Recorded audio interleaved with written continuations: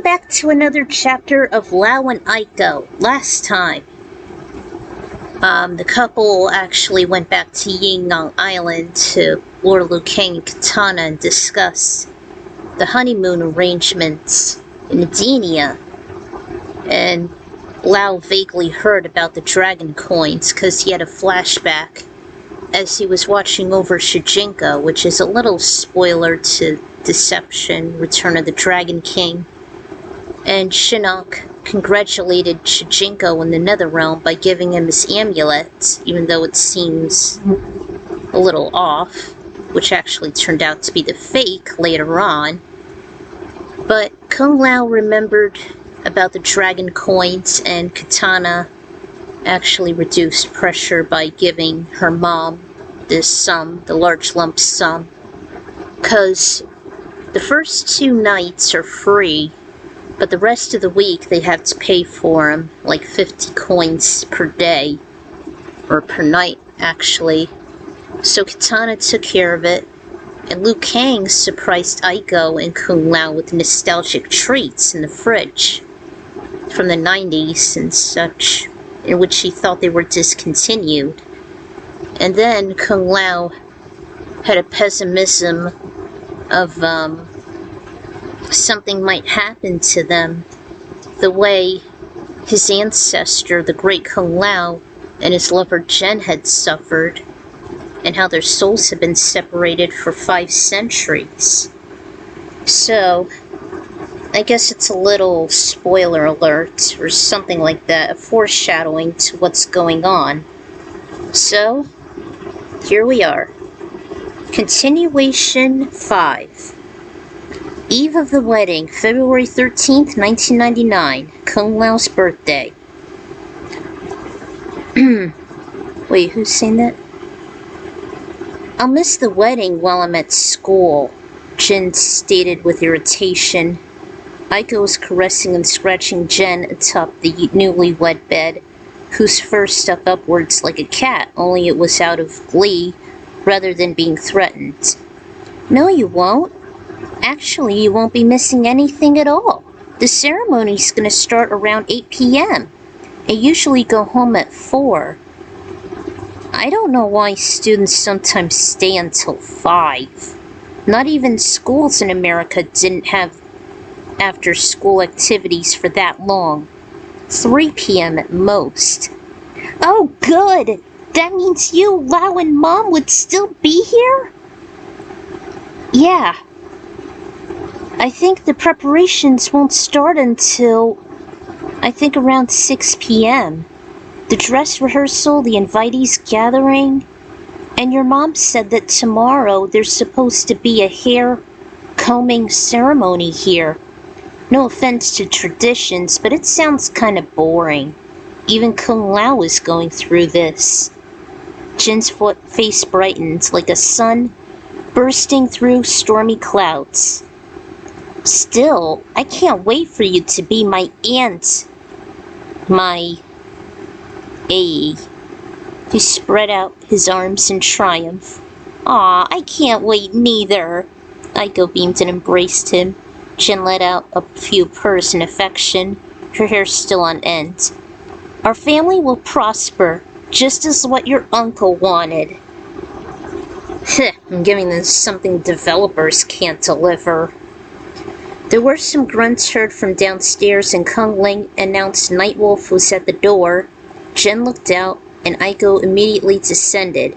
Sure enough, the shaman and Kiba paid a visit as Aiko stood beside Jen. Hey, guys! Hey! Listen, since tomorrow's the wedding, I presume that Kiba here needs to be house-warmed while we're away, especially to get to know this little girl. The wolf snipped the pup out of curiosity, in which she imitated. He went through and continued to take in the new aromas. It's the first time we ever get to meet a capybara. Yeah, right. I hope he does get used to being in an actual house for once. I still can't believe he's chosen as the house sitter. He still needs to get along with the rabbit, though.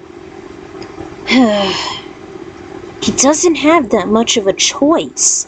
It's up to Kung Lao's rabbit on whether he should ignore the natural instincts. They followed the friendly wolf to the kitchen where Ling was making supper, and a certain odor caught his nose as he wagged his tail vigorously and panting heavily. Aiko already knew. Oh, great! He already knows what's in there!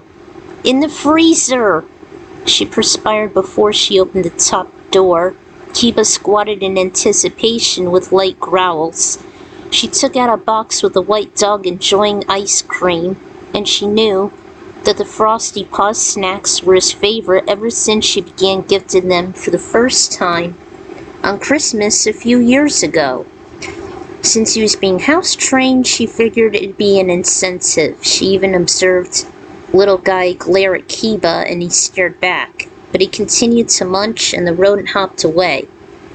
Nightwolf was just discussing with the future arrangements, even installing some sensors for security reasons.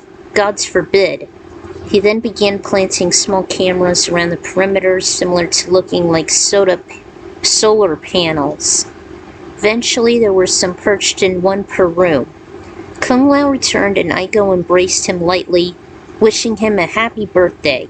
She has never forgotten, since it was conveniently smacking dab between her mom's birthday and Western world's Valentine's, coinciding the wedding.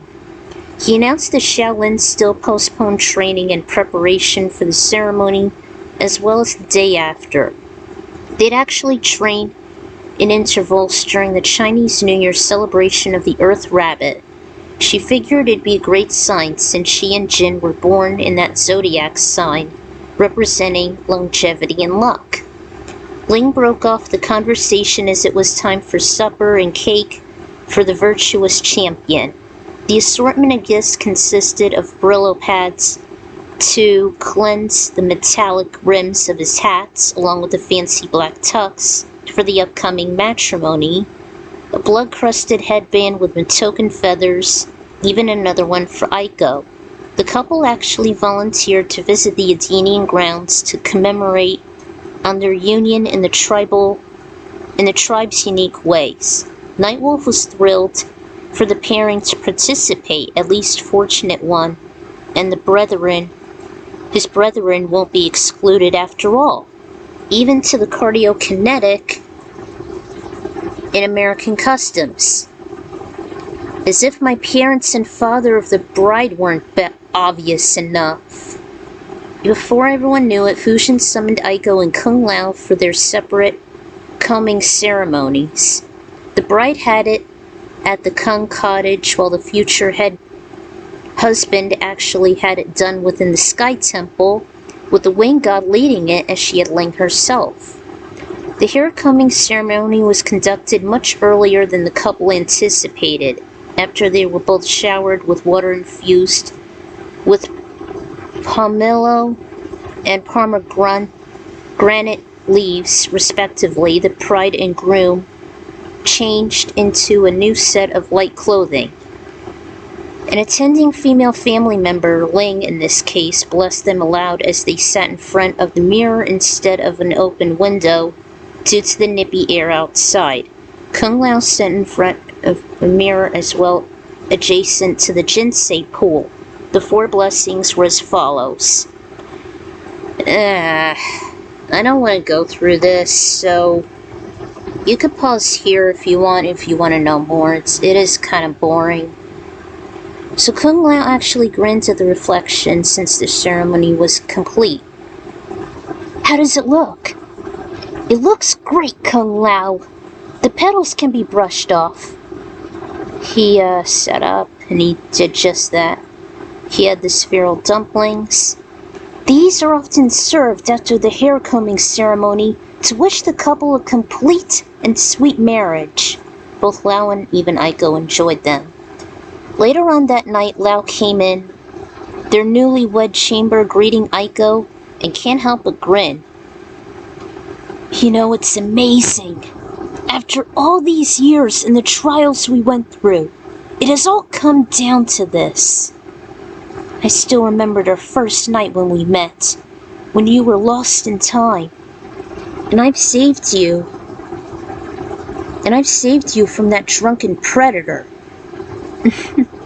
Yeah, I wouldn't know what to do, nor would be the same since I couldn't fight. And then I've shown you the ways of the Shaolin. You were bitter with the Chinese, and I helped relieve your fears. Even when we did our first heart melt, our first date. Yeah, and my nephew admires you. Do you still feel nervous? Yes, but we cannot let our souls and our love be in vain. My ancestor and Jen never wed. I will guard your heart and soul always. That's a promise. We're going to be wed tomorrow. I know you want a peaceful life to uphold your family. I cannot do this without you. At a comfortable 46 degrees and no possibilities of ice and snow in the forecast, Aiko and Lao's wedding finally arrived. Only it was 6 p.m., which was just the dress rehearsal. There was a slight indigo tint within the sky, making the pink clouds darken, indicating twilight starting to creep in. Several displays of double happinesses were placed within the bridal room, and a red banner was placed in the Shaolin Temple's door, yada yada yada. There was the older woman, there was the monks, there was Sindel, and there was Kai too. So, you can pause here if you want. I don't feel like reading through this. Lu's grandfather instructed the groom was expected to give a pair of matching dragon and phoenix bracelets. So, Lu's grandfather is with Lao, of course. It's Liu Kang's grandfather, the uncle, and whatnot. Then Kai.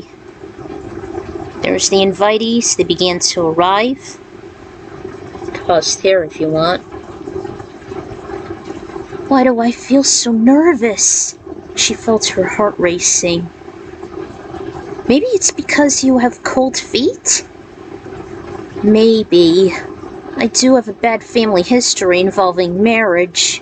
Even Kung Lao was a bit paranoid with his ancestor and Jen. It's too bad I never knew him. But you should never turn back now. You must follow through with you and Sir Lao's obligations. I'll be looking forward to your arrival in Edenia for your honeymoon. After all, Liu Kang's shown his matrimony to my daughter in their new era cut short. Aiko still felt a palpitation or two. So, do I really have to wear this? Young Takeda. Don't worry, my son. I've made certain it'd be roomy and comfortable. Hanzo was still with them. So, there's the Japanese tux. What if it gets stained or torn? The dry cleaner and tailor would take care of any damage. Even though there'd be a fee. Best to keep a cloth over you while you eat. I can't believe clothes can be rented, just like cars or tapes. It's time.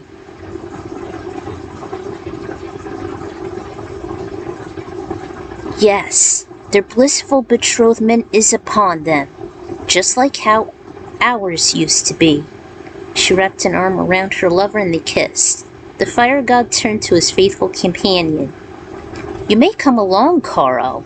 The Shaolin accept dragons more than the common folk. You have my utmost gratitude, Liu Kang. The timekeeper then knelt to Chiang. You be good, Chiang. You may play with the capybaras. We'll only be gone for about a few hours. I shall look forward to immersing and reunite amongst the Shaolin again. Please look after him, Donut. Hinese. I think that's how you pronounce it.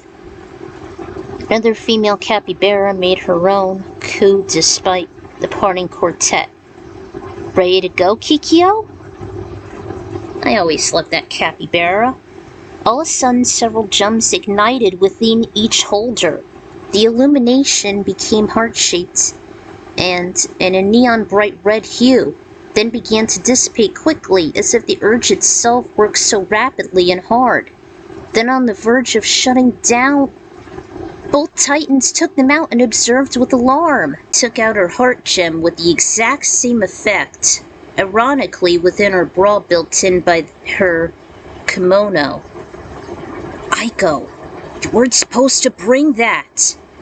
I know, but since Kung Lao and I got nervous, I thought Her words were cut as she suddenly had sharp pangs in her chest. Sindel urged him to put and lay her down on the elaborate carpeted floor. Even Lao felt the same urgency, while his own gem ignited. It almost felt like a hot battery after being charged. I went there. I know how it feels after charging through a wall socket. Those rechargeable batteries. Oof. As he gazed into it, the hue obscured the vision of his wife to be becoming still as she was laid down. With the gem in hands, Lao ran and teleported straight to the Temple of Light, ignoring alarm from bystanders. The sharp pangs subsided, though replaced as Aiko felt lightheaded and powerless, as if something's draining her life force like a vampire.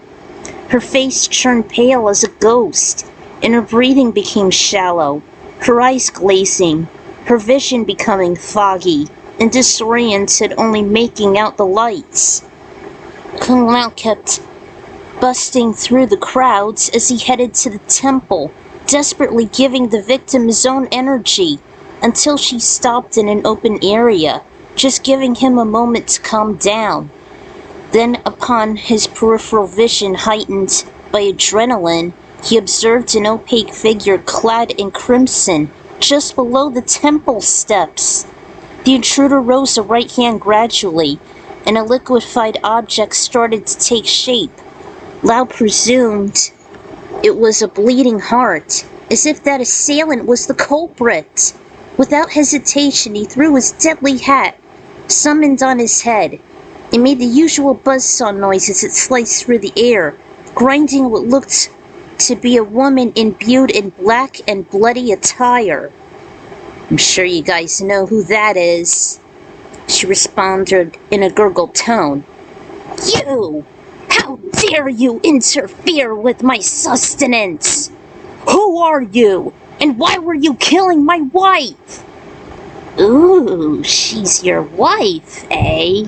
She has quite the nutritious, delicious beverage. You shall get a taste of my cold silver platter. Fight! He threw his hat again, only this time he let it slice through the saboteur repeatedly. Thankfully, the rushing bystanders were hoping to aid their fallen comrade and pay no heed for the pools of blood being splattered.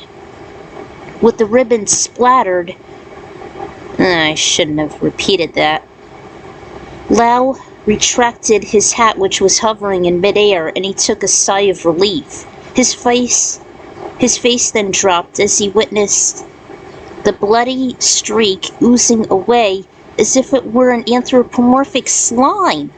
By the time he ran into the temple screaming her life partner's name, Sindel and Kai were distraught, and she remained barely conscious. Amongst the chaos, he still caressed her face and took out his heart gem, which ignited in a very dim hue in an attempt to heal her.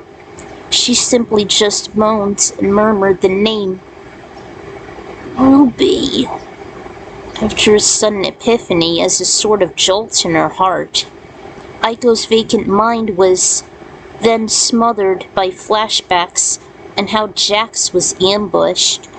First gassed, then carried away by red ninjas along with the likes of an unmasked dark-skinned woman, all within a cabin of sorts while a fireplace was ablaze.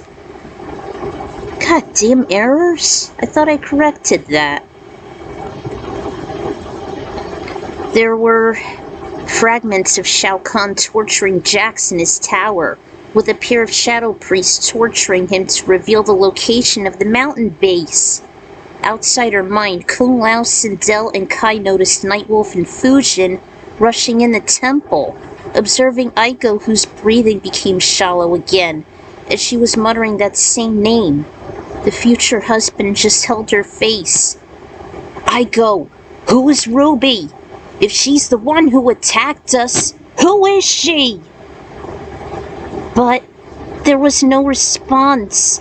She let out a few weak exhales before her head drooped to the side.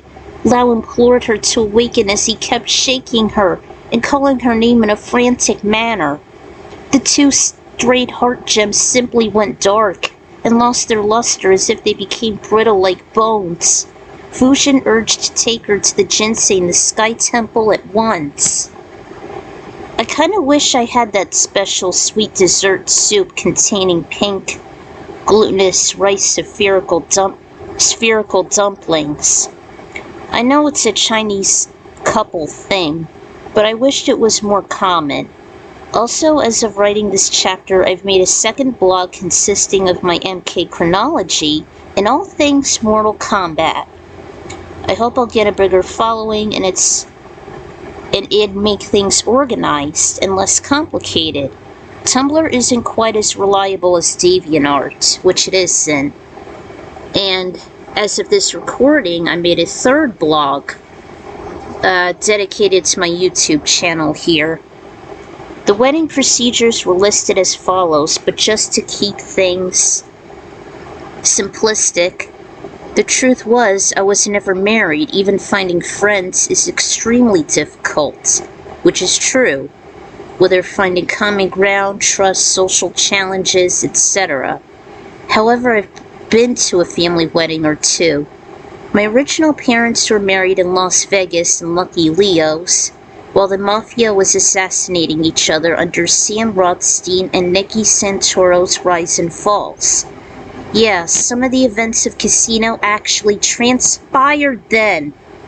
And if my parents would have perished or stayed longer, I never would have been born. I despise that accursed Scorsese film, True Powers of Sowers of Discord. And don't get me started with the music either. Whenever I hear a song from Casino, like on the radio, I just snap. I'm like, oh no, not this song. Believe me, I've went through this, like Can't Live or any of those songs in the 70s. Take Me Back, all of that. Go My Own Way, I hate them. And it's because of those triggers. It makes it worse. Ugh. Smack Jams, if you're gonna return with Casino, I might watch it just for lulz. But I'll tell you what I mean. My dad then got remarried to a stepmom, though I never liked the idea and sharing the deceased surname, especially to someone who always suppresses my anxieties and hyperfixations. Ironically, it took place in my house's backyard, and it began to rain then. Even more troubling was that this was the 5th marriage in her history, which is troubling to begin with. She's been abusive and toxic for 17 years, a state warden on that same time span before she retired. And love is bound to fail with that many divorces. It was surely irreversibly painful, especially involving non-replaceable items. After my stepmom passed just a few years ago, my dad got remarried to another new mom from the Philippines, no less. However, it was very casual with just them, me, and a witness. Also, counting marriage, Aiko already tied the knot in an alternate roleplay with a clone of Liu Kang from Mortal Kombat 2023 in August 2024. He had fantastic ideas and still does. For their union and honeymoon, especially before they decided to raise their baby dragon Koro shortly. And by the way, as of this recording, they now have a pet capybara named Lavender and Koro's baby sister, Luna. which I made pages recently with Luna and Carl II.